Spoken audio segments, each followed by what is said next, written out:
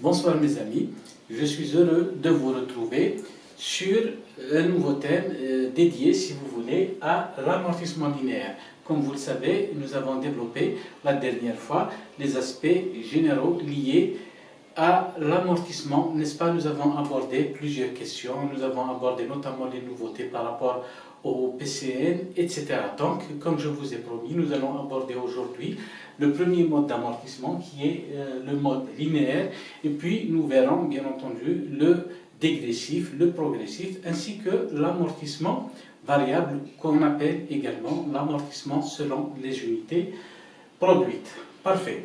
Donc, qu'est-ce que nous disions à travers la dernière vidéo? Nous disions que l'amortissement, si vous voulez, c'est la constatation comptable de la dépréciation de la valeur d'un actif, c'est-à-dire de son potentiel de production sur sa durée d'utilisation. Donc, si vous voulez, amortir un bien consiste à répartir sa valeur initiale sur sa durée d'utilité ou bien sur sa durée d'utilisation, n'est-ce pas?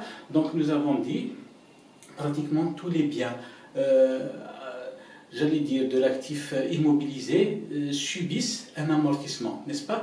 Bien entendu, cet amortissement, on le constate en application, si vous voulez, d'un principe cardinal que l'on connaît tous en comptabilité et qui est le principe de prudence, n'est-ce pas? Donc ce principe de prudence nous dicte de ne pas surestimer la valeur de nos actifs et de nos produits et de ne pas sous-estimer, bien entendu, la valeur, en quelque sorte, de nos charges, en quelque sorte, et de nos dettes ou passifs. Parfait. Donc, c'est en vertu de ce principe de prudence que l'on comptabilise l'amortissement, que l'on comptabilise la perte de valeur et que l'on comptabilise également les provisions d'une manière générale. Parfait. Donc, nous avons dit toutes les immobilisations pratiquement font l'objet d'amortissement pour plusieurs raisons. Nous avons dit la désuétude, l'obsolescence, n'est-ce pas, l'usure physique proprement dite, la limitation dans la durée liée à l'utilisation d'un actif.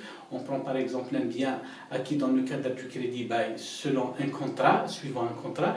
Donc, la durée du contrat doit correspondre en principe, si vous voulez, à la durée d'amortissement de ce bien. Donc, sans tarder, comme nous avons toujours l'habitude de le faire, nous allons étudier un cas pratique et nous allons bien entendu voir un petit peu les détails liés à ce mode d'amortissement que l'on appelle généralement un mode d'amortissement par défaut, n'est-ce pas? La caractéristique, si vous voulez, du mode d'amortissement que l'on doit pratiquer sur une immobilisation corporelle, c'est que, si vous voulez, ce mode doit refléter le rythme de consommation des avantages économiques, n'est-ce pas? C'est-à-dire, on devrait savoir comment, en quelque sorte, se déprécie la valeur de cette immobilisation, d'accord? Donc, en fonction du choix de l'amortissement, du choix de la méthode, nous allons à chaque fois, bien entendu, dégager des mécanismes différents, des modes de calcul différents. Parfait.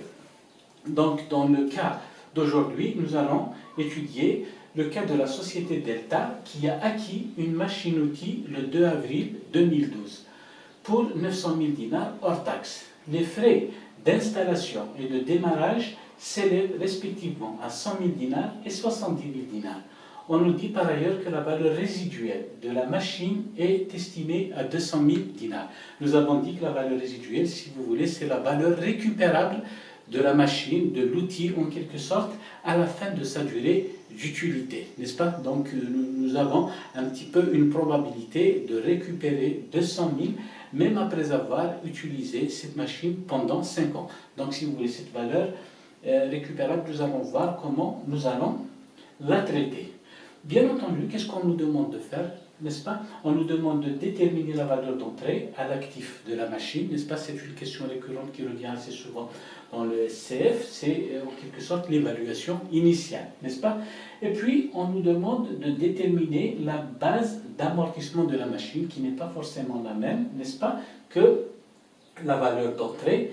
Et puis, enfin, on nous demande de dresser le plan d'amortissement de la machine, sachant que sa durée de vie utile, nous avons souligné ici utile, pourquoi? Parce que la durée de vie, si vous voulez, physique ne correspond pas forcément à la durée de vie utile, à la durée de vie technologique d'une manière générale. D'accord?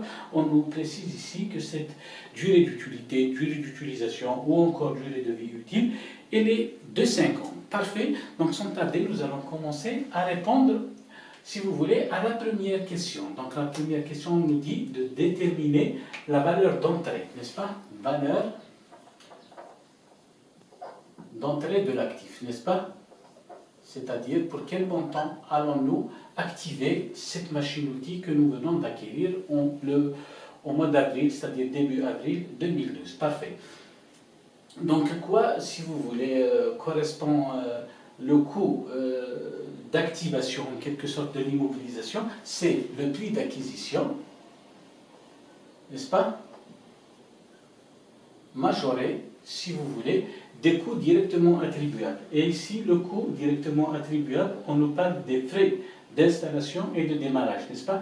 Les frais d'installation vont contribuer à la formation du coût d'activation. Par contre, les frais de démarrage, nous avons dit, en SCF, comme, si vous voulez, dans les normes internationales IAS et IFRS, il faut toujours les laisser en charge. Donc, on va rajouter les frais d'installation, n'est-ce pas? Ça va nous donner, nous avons acheté la machine pour 900 000, n'est-ce pas?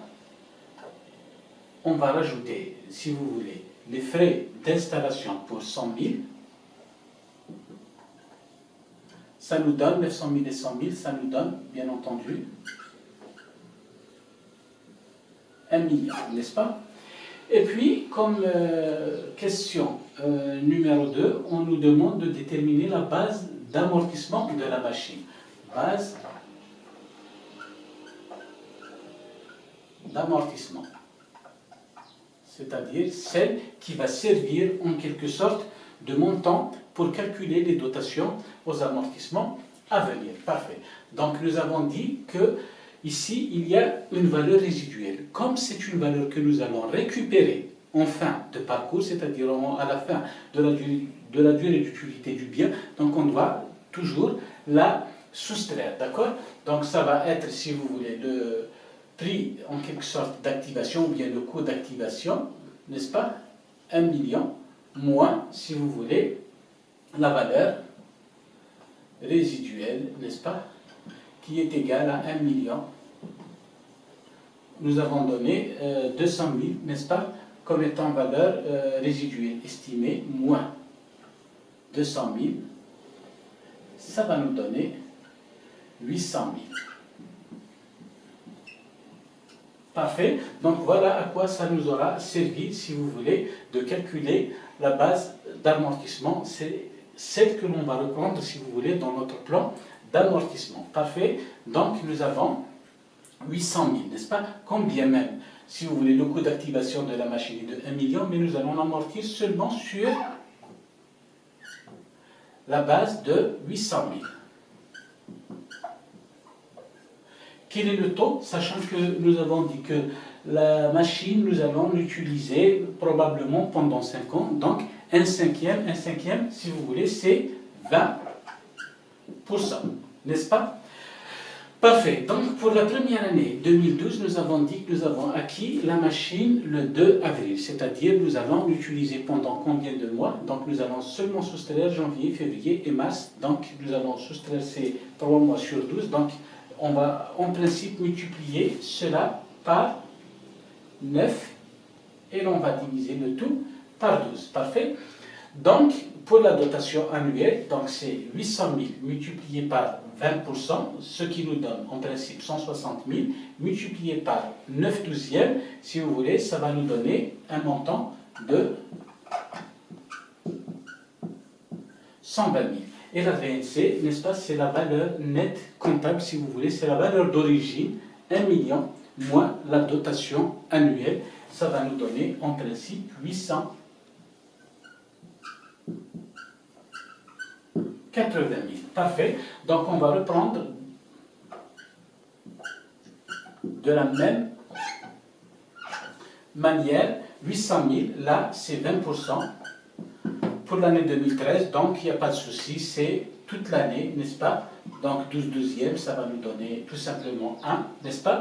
Donc 800 000 fois 20%, donc c'est 160 000 qui constitue la dotation aux amortissements de l'année. Donc on va ôter, si vous voulez, 160 000 de 880 000. En principe, ça devrait nous donner 720 000, n'est-ce pas?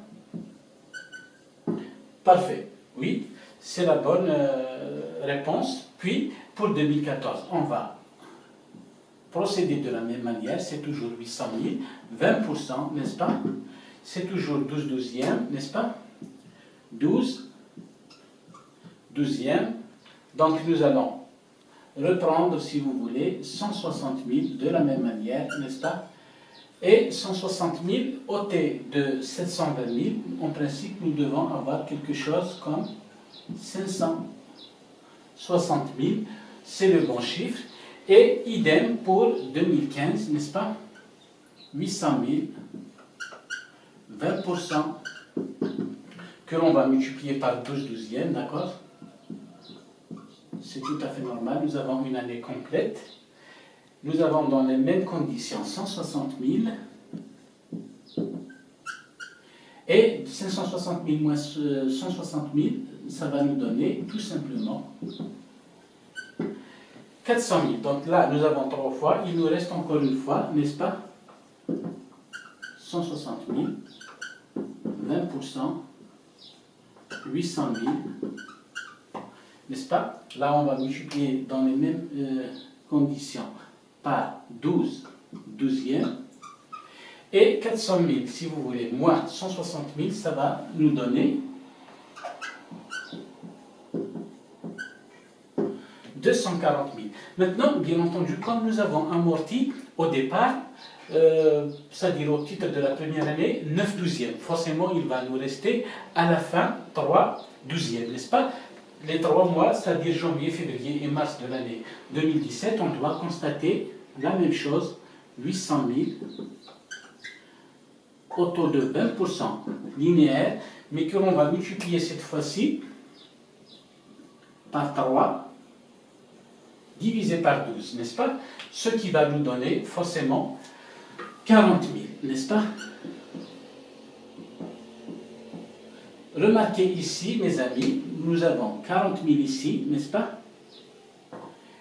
Auquel on va rajouter les 120 000 ici, n'est-ce pas? Ça va faire le complément, si vous voulez, à 40 000 pour faire 160 000. Donc nous obtenons en quelque sorte une dotation annuelle le plus normalement du monde, n'est-ce pas? Cette règle, si vous voulez, s'appelle le prorata temporis. De prorata, ça veut dire proportionnellement. À temporis, ça veut dire temps, n'est-ce pas? Comme nous avons ici 9 mois sur 12 et là 3 mois sur 12, nous allons forcément les répartir. Et bien entendu, 240 000. Si nous ôtons 40 000 de 240 000, il nous restera ici, si vous voulez, 200 000. Et à quoi correspond, si vous voulez, ce montant? Donc nous récupérons une valeur résiduelle de 200 000. C'est justement la valeur résiduelle, n'est-ce pas, que nous avons ici et que nous avons récupéré. C'est tout à fait normal. Si nous n'avions pas pris en considération la valeur résiduelle dans notre tableau ou bien dans notre plan d'amortissement, n'est-ce pas, on utilise mieux, il vaut mieux utiliser le mot plan parce qu'il est susceptible de variation. Ce n'est pas le cas ici, mais nous allons voir d'autres cas où nous allons, si vous voulez, porter des changements, des modifications au plan d'amortissement, notamment par exemple lorsqu'il est question de constater des pertes de valeur. L'essentiel, voilà les 200 000, on les retrouve ici parce que nous ne les avons tout simplement pas amortis. Ok? Donc je voudrais juste vous rajouter que cette méthode que nous appelons la méthode linéaire ou l'amortissement, si vous voulez, par défaut, n'est-ce pas? C'est on recourt, si vous voulez, à cette méthode-là lorsque nous n'avons pas d'indice fiable sur un autre rythme de consommation des avantages économiques d'un actif, n'est-ce pas? Il y a, nous avons dit, si vous voulez, le progressif, il y a le dégressif, il y a les unités produites. Lorsqu'on peut les déterminer avec suffisamment de fiabilité, nous allons y recourir. Sinon, si nous n'avons pas d'autres indications, il vaut mieux s'en tenir, si vous voulez, à la méthode linéaire. Qu'est-ce que je voulais aussi vous rajouter à propos? C'est que cette méthode qui est également reconnue par le fisc, n'est-ce pas? Nous avons des taux, si vous voulez, d'usage, n'est-ce pas? Les taux d'usage que nous dicte, si vous voulez, l'administration fiscale. Nous ne sommes pas en comptabilité obligés de les suivre à la lettre. Toutefois, nous avons dit, lorsque nous suivons, si vous voulez, lorsque nous prenons en comptabilité une autre durée d'utilisation autre que celle reconnue par le fisc, nous allons faire des retraitements, si vous voulez, à la fin de l'année, surtout lorsque les montants sont significatifs, au risque que ceux-ci soient rejetés par l'administration fiscale, n'est-ce pas? Donc, si vous voulez, si on prend des durées différentes substantiellement de celles que le fisc nous dicte, ce sont des durées d'usage, nous allons faire des retraitements, tableau numéro 9. Il s'ensuit, si vous voulez, des écritures comptables, notamment liées aux impôts différés. Il en est de même, s'il vous plaît, de la valeur résiduelle, n'est-ce pas? Le fisc ne la reconnaît pas, d'accord? En comptabilité, c'est quelque chose de fiable, de pertinent, n'est-ce pas? S'il est probable que nous récupérerons une certaine valeur après l'utilisation de la machine, il vaut mieux la déduire, si vous voulez, de la base amortissable. Mais comme le fisc ne la reconnaît pas, qu'est-ce qu'il est conseillé de faire? Si vous voulez, je vous donne un conseil, si vous voulez, c'est de faire le complément de la dotation aux amortissements, n'est-ce pas? C'est-à-dire les 200 000 répartis sur les 5 ans, en quelque sorte, il faudra toujours faire un amortissement complémentaire dans le tableau numéro 9, n'est-ce pas? Au risque de ne pas pouvoir récupérer, bien entendu, cette valeur à la fin de la durée d'utilité de cette machine, d'accord? Donc voilà, grosso modo, c'est l'amortissement linéaire, c'est le plus simple, n'est-ce pas? Il est admis partout, c'est un mode d'amortissement pratiquement universel, d'accord? C'est le plus simple à maîtriser et à dégager, donc à dresser le tableau et ainsi de suite, d'accord? Donc j'espère que le message il est passé, que si vous voulez, ma méthode en quelque sorte d'explication est abordable, d'accord? Donc voilà. Et dans une prochaine vidéo, nous allons passer directement, si vous voulez, à l'amortissement dégressif. Nous verrons que, si vous voulez, selon ce mode, en quelque sorte, on va constater que la machine s'épuise plus rapidement au cours des premières années d'utilisation, ce qui nous amène, si vous voulez, à constater des dotations aux amortissements plus importantes au cours des premières années et qui vont diminuer crescendo, n'est-ce pas? Donc d'ici là, j'espère vous retrouver très bientôt et à très bientôt. C'est possible que l'on se reverra peut-être demain, d'accord? Je vous remercie de votre écoute et à très bientôt. Au revoir.